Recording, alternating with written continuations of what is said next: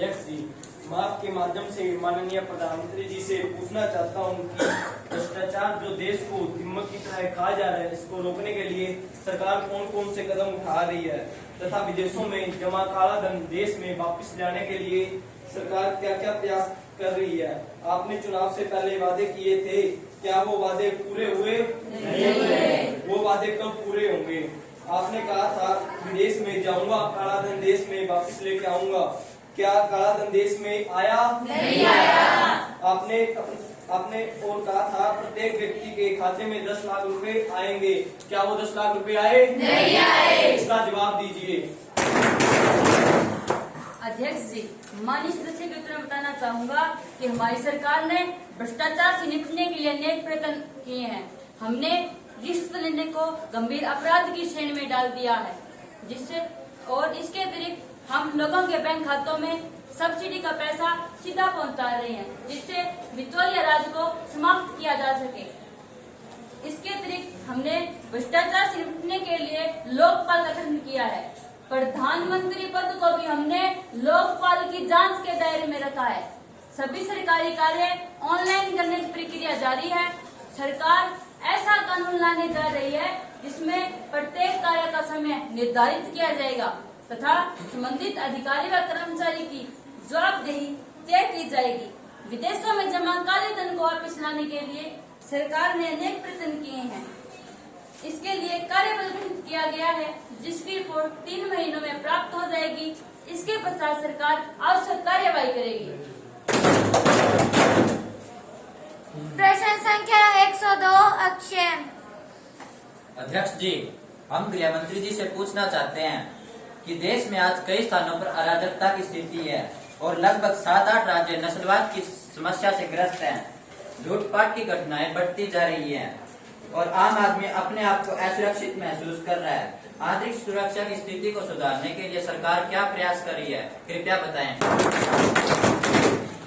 माननीय सभासदों, देश की आंतरिक सुरक्षा हमारी सरकार की सबसे बड़ी प्राथमिकता है। हम पुलिस की आधुनिकीकरण के कार्य में बड़ी तेजी से लगे हुए हैं। अपराध को कम करने के लिए पुलिस बल के प्रशिक्षण का कार्य भी जारी है। पुलिस को आम जनता के प्रति अधिक संवेदनशील बनाने के प्रयास जारी हैं तथा जिन राज्यों में नक्सलवाद की समस्या है, वहाँ की सुरक्षा व्यवस्था कड़ी की गई है। उन राज्यों के विकसित होने के साथ साथ देश के युवाओं को रोजगारी के अवसर उपलब्ध करवाने के लिए धन की व्यवस्था की गई है, ताकि युवा मुख्य धारा से जुड़े रहें और आतंकवाद के मार्ग पर न जाएं। पुराने पड़ चुके सुरक्षा कानूनों पर भी पुनः विचार करने के लिए समिति का गठन किया गया है। कोई पूरक प्रश्न पूछना चाहता है? हाँ, मैं पूरक प्रश्न पूछना चाहता हूँ। अनुमति है। अध्यक्ष महोदय, माननीय गृह मंत्री जी का उत्तर संतोषजनक नहीं है। पूरे देश में आज भी महिलाएं सुरक्षित नहीं हैं। बलात्कार व ऑनर किलिंग की घटनाएं बढ़ती जा रही है। पीड़ित व्यक्ति यदि पुलिस के पास जाता है तो कोई कार्रवाई नहीं होती। अपराध का ग्राफ लगातार बढ़ रहा है। न्यायालयों में केस लंबित पड़े हैं। अपराधी बेखौफ घूम रहे हैं। कृपया उत्तर दें। अध्यक्ष जी, मैं आपके माध्यम से सदन को पुनः आश्वस्त करवाना चाहता हूँ कि महिलाओं की सुरक्षा के लिए विशेष पुलिस बल का गठन किया गया है। हरियाणा में महिलाओं के लिए अलग से 34 पुलिस थाने खोले जा चुके हैं। वह अन्य राज्यों में भी ऐसा किया जा रहा है। निःशुल्क टेलीफोन की सेवा की शुरुआत की गई है। ऐसे केसों को शीघ्र निपटारे के लिए फास्ट ट्रैक न्यायालय की स्थापना की गई है। आने वाले 1 वर्ष में ऐसे सभी लंबित मुकदमों से निपटने का लक्ष्य है। प्रश्न संख्या 103 अनीता। अध्यक्ष जी, मैं आपके माध्यम से वित्त मंत्री जी से जानना चाहती हूँ कि आपकी सरकार पर यह गंभीर आरोप है कि आप पूंजीपतियों के पक्ष में नीतियाँ बनाते हैं और उन्हें हर तरह की रियायत देते हैं। निर्धन एवं किसान वर्ग के प्रति आपकी सरकार की क्या नीतियाँ हैं? आपकी सरकार के कई मंत्रियों पर भ्रष्टाचार के आरोप है, इन पर आप क्या कहना चाहोगे? अध्यक्ष महोदय, मैं आपके माध्यम से समस्त सांसद को बताना चाहती हूँ कि हमारी सरकार गांव में रहने वालों के लिए अनेक योजनाएं बना रही है। इसमें हम गरीबी रेखा से नीचे जीवन यापन करने वाले प्रत्येक परिवार के लिए 1-1 लाख रुपए की सहायक राशि उपलब्ध करा रहे हैं। मनरेगा के माध्यम से उनके लिए 100 दिन के रोजगार की व्यवस्था की गई है। उनके उनकी सुरक्षा के लिए आम आदमी बीमा योजना आरंभ कर दी गई है। हमने असंगठित क्षेत्र में लगे लोगों के लिए स्वावलंबन नामक पेंशन योजना आरंभ की है। रही बात भ्रष्टाचार की, हम पे उंगली उठाने से पहले आप अपने गिरेबान में झांक कर देखिए। आपने न जाने कितने भूमि घोटाला, खाद कृपया घोटाला, करके आप अपने मुद्दे पे आइए। महोदय मैं मुद्दे पे ही आ रही हूँ, आदि कितने घोटाले किए हैं। यहाँ तक कि आपकी सरकार ने रेल के डिब्बे तक बेच खाए हैं। प्रश्न संख्या 104 राकेश। अध्यक्ष जी, मैं आपके माध्यम से मानव संसाधन विकास मंत्री जी से यह जानना चाहता हूं कि स्वतंत्रता के 75 वर्षों के बाद भी सबको शिक्षा उपलब्ध कराने का लक्ष्य प्राप्त हुआ। हर रोज शिक्षा नीतियों को लेकर नए नए प्रयोग किए जा रहे हैं। सरकार शिक्षा को सत्र को सुधारने के लिए क्या प्लान कर रही है? हमारी सरकार की पॉलिसी तो देखिए, आज प्रदेश में सैकड़ों विद्यालय बिना अध्यापक के चल रहे हैं। सरकार ने कई विद्यालयों को तो बंद करने का काम भी किया है। बच्चों को कई किलोमीटर चलकर पैदल जाना पड़ रहा है। इसका क्या कारण है? हमें जवाब दें। अध्यक्ष महोदय, मैं सदन को अवगत करवाना चाहती हूँ कि सरकार ने सबको शिक्षा उपलब्ध करवाने के लिए शिक्षा का अधिकार कानून 2009 लागू किया है और लड़कियों की शिक्षा के लिए कस्तूरबा गांधी बालिका विद्यालयों की स्थापना की गई है, जहां लड़कियों की शिक्षा के साथ साथ उनके रहने की भी व्यवस्था की गई है। सर्व शिक्षा अभियान के तहत यह सुनिश्चित किया गया है कि कोई भी व्यक्ति पैसे या संसाधनों के अभावों के कारण अशिक्षित न रहे। हमारा लक्ष्य है कि अगले 10 वर्षों में 100% साक्षरता दर बढ़ाने का है। इसके लिए अगली पंचवर्षीय योजना में अनेक स्कूल व कॉलेज विश्वविद्यालयों की स्थापना की गई है। और रही बात स्कूल बंद करने की, तो हमारी सरकार ने किसी भी स्कूल को बंद नहीं किया है, अपितु उन स्कूलों को बंद किया है जहां बच्चों की संख्या न के बराबर है और उन स्कूलों में अधिक अध्यापक भेजे हैं जहां बच्चों की संख्या अधिक है। प्रश्न संख्या 105 शशिकांत। अध्यक्ष महोदय, मैं आपके माध्यम से स्वास्थ्य मंत्री से पूछना चाहता हूं कि वर्तमान समय में जबकि दवाइयां व इलाज काफी महंगा होता जा रहा है, दमा, कैंसर, हार्ट अटैक, एड्स जैसी बीमारियों के मरीजों की संख्या दिन प्रतिदिन बढ़ती जा रही है। यहाँ तक तो हमारे देश की पशुएं भी स्वस्थ नहीं है। पशुओं को लंबी ऐसी घातक बीमारी फैल रही है और यह भैंस ज्यादातर गायों और भैंसों में फैल रहा है और गायों का दूध पीकर छोटे छोटे बच्चे बीमार होते जा रहे हैं और कोविड-19 के मरीजों की संख्या दिन प्रतिदिन बढ़ती जा रही है और अच्छे हॉस्पिटलों की कमी है। ऐसे में एक आम आदमी अच्छा उपचार पाने का प्रयत्न कैसे करे? कृपया जवाब दें। अध्यक्ष जी, मैं माननीय सांसद की चिंता से सहमत हूँ। हमारा स्वास्थ्य विभाग लोगों के स्वास्थ्य एवं बेहतर उपचार को लेकर अत्यंत संवेदनशील है। हम 6 वर्ष से कम आयु के बच्चे एवं उनकी माताओं के कुपोषण को दूर करने के लिए विशेष योजना चला रहे हैं। गंभीर बीमारियों के लिए स्वास्थ्य बीमा योजना आरंभ की है, जिसमें हम गरीबी रेखा से नीचे रहने वालों का विशेष ध्यान रख रहे हैं। हम लगभग 100 जीवन रक्षा दवाइयों पर सब्सिडी भी दे रहे हैं ताकि यह दवाइयां प्रत्येक नागरिक को कम कीमत पर उपलब्ध हो सके। हमारा विभाग अन्य स्वास्थ्य रक्षा उपत्तियों जैसे आयुर्वेद, होम्योपैथी आदि के विषय में जनता को जागरूक करने के लिए प्रयासरत है। और मैं अपने पक्षी सदन सदस्य को बताना चाहती हूँ, कृपया कर वह अपने ज्ञान को अपडेट कर लें, क्योंकि आज देश में एक भी कोरोना का मरीज नहीं है। प्रश्न संख्या 106 अंजलि। अध्यक्ष जी, मैं आपके माध्यम से रक्षा मंत्री जी से यह पूछना चाहती हूँ कि देश की रक्षा की तैयारियों की क्या स्थिति है। आए दिन पड़ोसी देश चीन व पाकिस्तान की तरफ से सीजफायर का उल्लंघन किया जाता है तथा घुसपैठ को नियंत्रित करने के लिए सरकार द्वारा क्या कदम उठाए गए हैं? कृपया जवाब दें।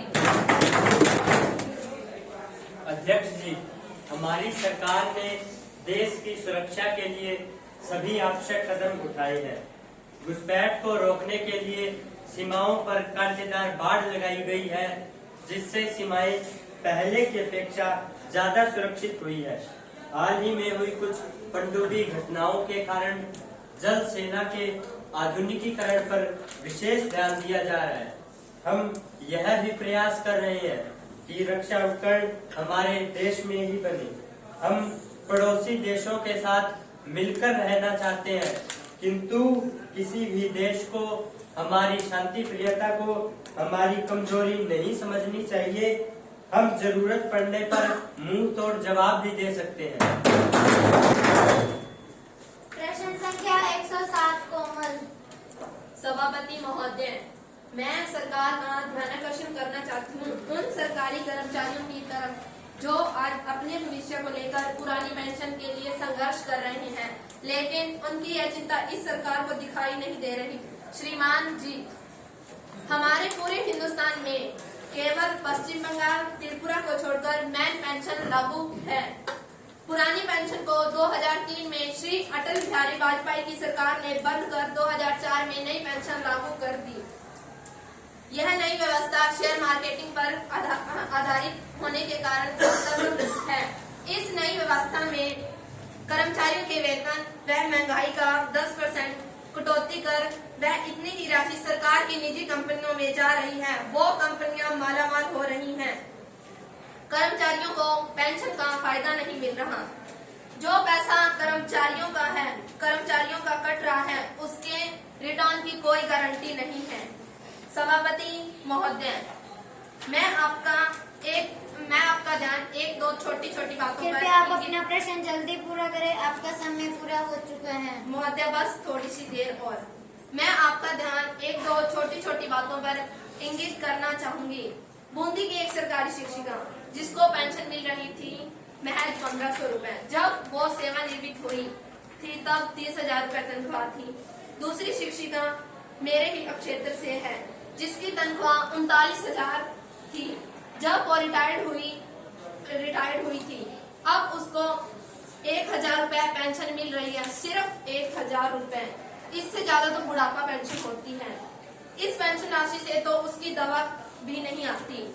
इसलिए सरकार पूरे देश में पुरानी पेंशन लागू करे। हाल ही में कुछ राज्य सरकारों ने राजस्थान, पंजाब, झारखंड में पुरानी पेंशन लागू कर दी है। मैं उन सरकारों का धन्यवाद करना चाहती हूँ। पश्चिम बंगाल में पहले से पुरानी पेंशन लागू है। अगर कोई बाधा होती तो वहाँ पुरानी पेंशन लागू नहीं होती। अब बारी केंद्र सरकार की है। वो कर्मचारियों को उनका अधिकार, उनके बुढ़ापे का सारा ओल्ड पेंशन वापस लौटाए।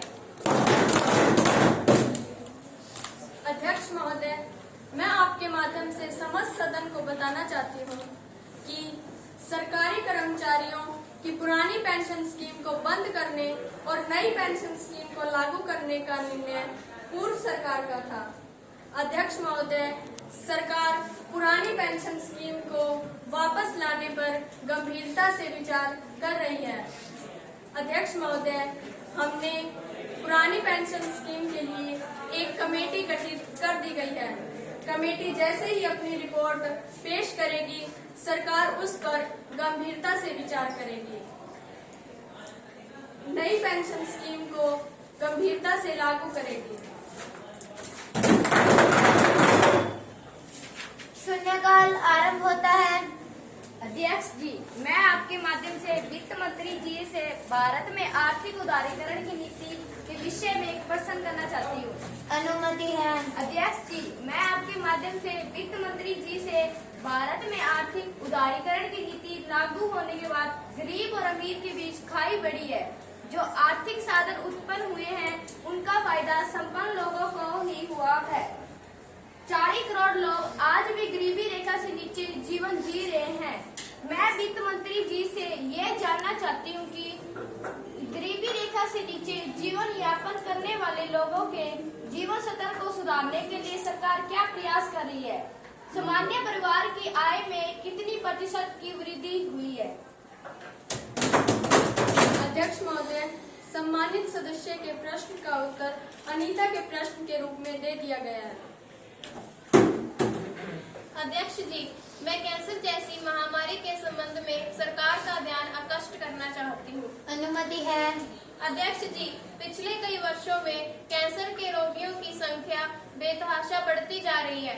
इलाज महंगा होने के कारण एक आम आदमी इसका खर्च उठाने में असमर्थ है।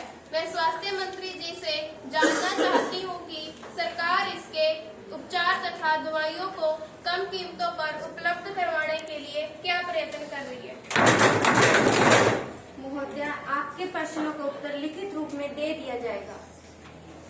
काम रोको प्रस्ताव आरंभ होता है। माननीय अध्यक्ष जी, मैं उत्तर प्रदेश की बिगड़ती कानून व्यवस्था की स्थिति पर काम रोको प्रस्ताव पेश करने की अनुमति चाहती हूँ। माननीय सांसदों, मिस सरिता उत्तर प्रदेश की बिगड़ती स्थिति पर काम रोको प्रस्ताव की अनुमति चाहती है। प्रश्न यह है कि क्या मिस सरिता को काम रोको प्रस्ताव की अनुमति दी जाए? जो सदस्य इसके पक्ष में हैं, वे कृपया हाथ खड़ा करें।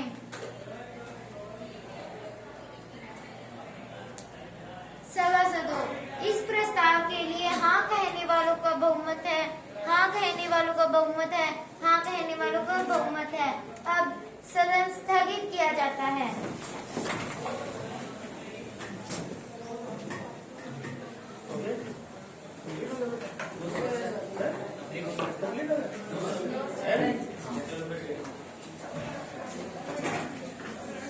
सभासदों, अब माननीय सांसद को सदन में काम रोको प्रस्ताव पेश करने की सहमति दी जाती है। माननीय अध्यक्ष जी, उत्तर प्रदेश के मुजफ्फरनगर जिले में जो सांप्रदायिक दंगे हुए हैं, सैकड़ों लोग हिंसा की आग में झोंक दिए गए हैं। यह समूची मानव जाति को शर्मसार करती है। पुलिस भी प्रशासन के इशारे पर मूक दर्शक बनी रही। समय रहते यदि दंगों को रोकने के लिए प्रयास किए जाते तो सैकड़ों बच्चे यतीम नहीं होते, हजारों घर बर्बाद होने से बच जाते। इसके अतिरिक्त पिछले 2 वर्षों में 150 दंगे हो चुके हैं। यह कैसी धर्मनिरपेक्ष सरकार है जो लोगों की धार्मिक आस्था की सुरक्षा करने में असमर्थ है। अतः ऐसी सरकार को सत्ता में रहने का कोई नैतिक अधिकार नहीं है। अध्यक्ष जी, हमने राज्य के मुख्यमंत्री से इस बारे में बात की थी और उन्हें सख्ती से कहा था कि भविष्य में इस प्रकार की घटना की पुनरावृत्ति न हो। अध्यक्ष जी, उन्होंने हमें विश्वास दिलाया है कि इस विषय में दोषियों को बख्शा नहीं जाएगा। इन दंगों की जांच का कार्य सीबीआई को सौंप दिया गया है, जिसकी रिपोर्ट 6 महीनों में आ जाएगी। इसके पश्चात सरकार आवश्यक कार्यवाही करेगी। अतः अध्यक्ष जी, इस विषय में सदन की कार्यवाही रोकना अनुचित है। अब प्रश्न यह है कि इस काम रोको प्रस्ताव को मंजूर किया जाए या नहीं। जो सदस्य इसके पक्ष में है, वो कृपया हाथ खड़ा करें। सभासदों, इस प्रस्ताव के लिए नहीं कहने वालों का बहुमत है,